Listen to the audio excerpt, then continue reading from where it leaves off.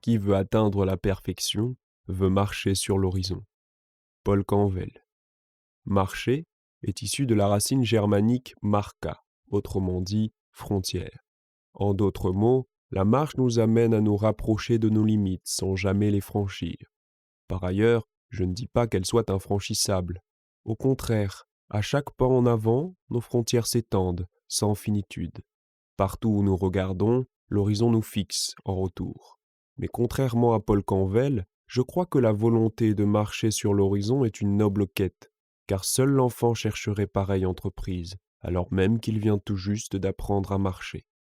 En outre, cela ne veut pas dire qu'il faille s'engouffrer dans un périple sans but. Pour atteindre l'horizon, pas d'autre choix que de préparer son itinéraire en amont, de prévoir ses étapes afin de vérifier son avancement et sa bonne direction en cas d'égarement. Il ne s'agit en aucun cas d'une course contre la montre. La lenteur volontaire, voilà l'énergie du marcheur. Les mondes intérieurs sont vastes, infinis, infiniment plus éloignés que l'horizon. Nous avons voulu marcher sur la Lune, nous voulons dès lors marcher sur Mars. Pensez-vous que nous allons nous arrêter à cette frontière rouge? La vitesse de la lumière est l'horizon infranchissable du monde physique. Avons-nous pour autant cessé de penser, d'imaginer, d'envisager les voyages interstellaires?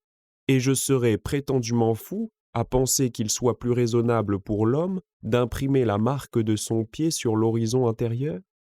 Laissez-moi vous convaincre du contraire. La vie d'un homme est d'environ 90 ans, en Occident.